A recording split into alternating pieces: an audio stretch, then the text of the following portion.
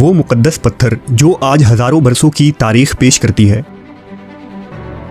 एक ऐसा जन्नती याकूत जिसे मशहूर बुत शिकन हज़रत इब्राहीम और काबे के पहले मतवल्ली हज़रत इस्माइल अलैहिस्सलाम ने अपने मुबारक हाथों से नस्ब किया। तमाम तबर्रुकात में सबसे ज़्यादा मुतबर्रिक चीज़ जिसको बेशुमार इमामों, शहीदों और करोड़ों बंदगान खुदा ने छुआ और चूमा है।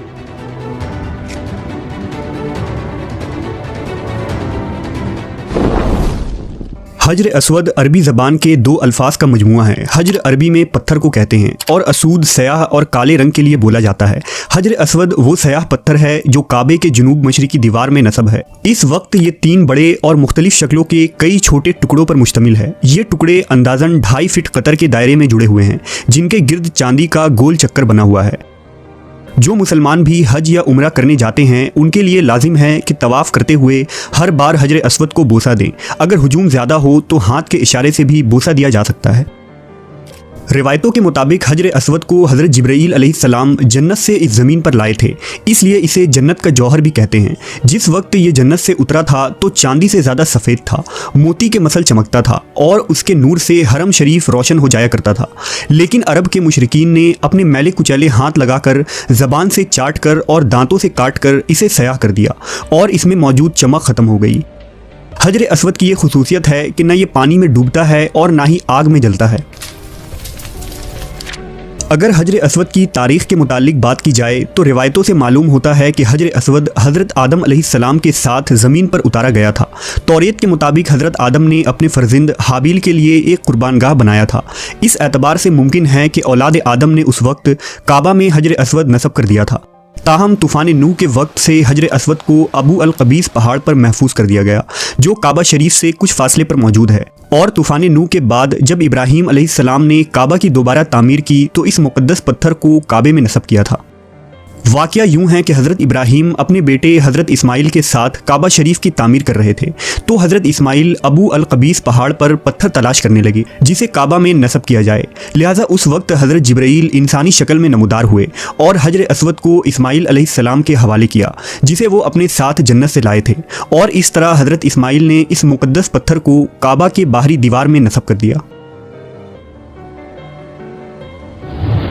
इस्माइल अलैहिस्सलाम के बाद एक लंबे अरसे तक कबीला बनी जुरहुम काबा के मतवल्ली रहे, लेकिन जब बनु बकर जो औलाद इस्माइल में से थे बनी जुरहुम को मक्के से निकाल दिया तो जुरहुम के सरदार अम्र बिन हारिस ने हजर अस्वद काबा पर चढ़ाए गए तलाई, हथियार और तमाम चीज़ें चाहे जमजम में छुपा दिया और मिट्टी वगैरह डालकर जमजम को ज़मीन के बराबर कर दिया ताकि हजर अस्वद और ये कीमती चीज़ें बनी इस्माइल के हाथ न लग जाए।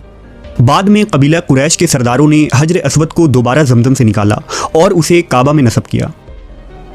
606 ईस्वी में जब हज़रत मोहम्मद सल्लल्लाहु अलैहि वसल्लम की उम्र 35 साल थी तो सैलाब की वजह से काबा की इमारत को सख्त नुकसान पहुंचा।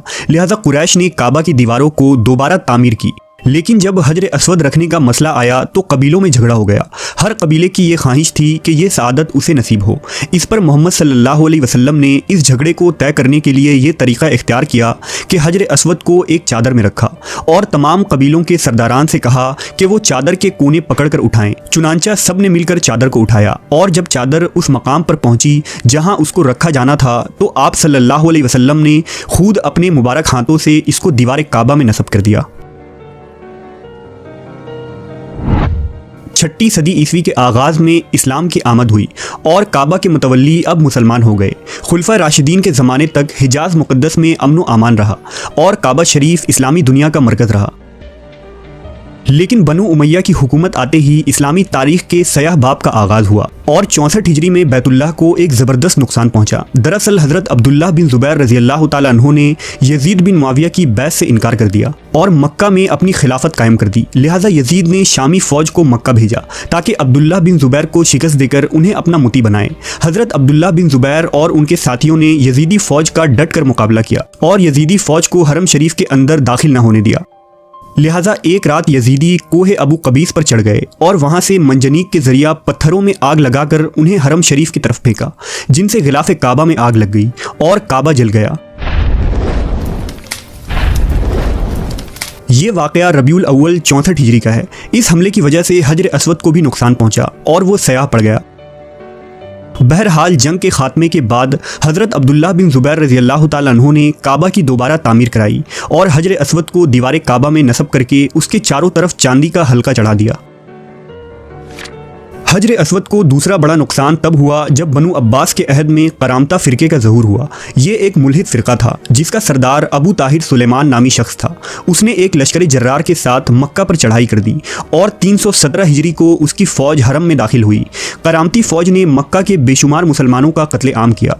हज़ारों हाजी मारे गए। अबू ताहिर ने काबा शरीफ का दरवाज़ा उखाड़ डाला, हाजियों के मालो असबाब लूट लिए और हजर अस्वद को उखाड़ कर अपने साथ ले गया। लिहाजा अगले 22 सालों तक हजर अस्वद काबा में मौजूद न था और हाजी सिर्फ उस खाली जगह पर हाथ रखकर बोसा देते थे जहां से हजर अस्वद को उखाड़ा गया था।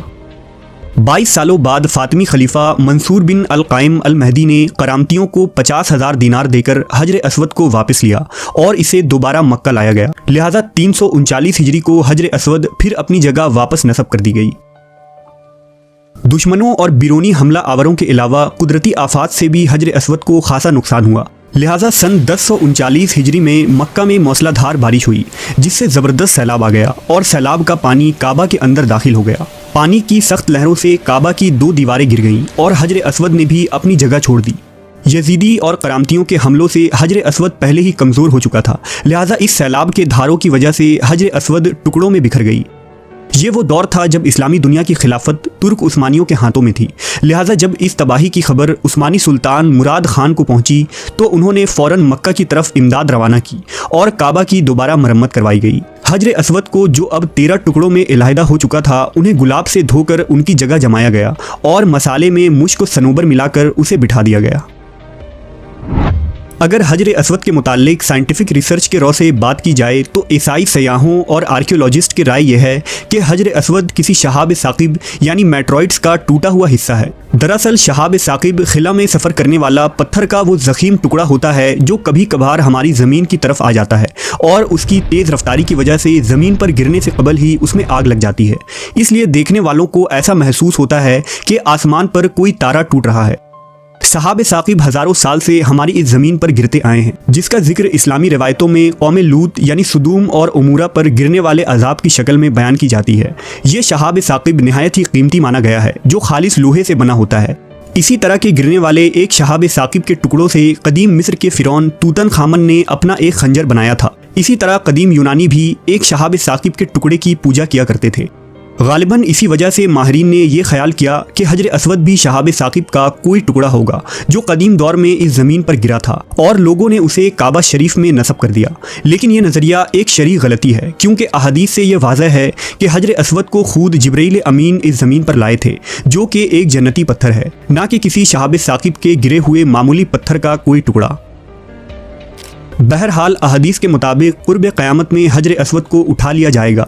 लिहाजा अब्दुल्लाह बिन अम्र रज़ी अल्लाह ताला अन्हु से रिवायत है कि रसूल अल्लाह सल्लल्लाहु अलैहि वसल्लम ने फरमाया, अल्लाह कुरान को लोगों के सीनों से उठा लेंगे और हजर अस्वद को भी क़यामत से कबल उठा लेंगे। जब तक हजर अस्वद तुम में रहेगा तुम भलाई पर गामज़न रहोगे। इस पत्थर को जिब्राईल ने खुद रखा था और वही उसे उठाएंगे।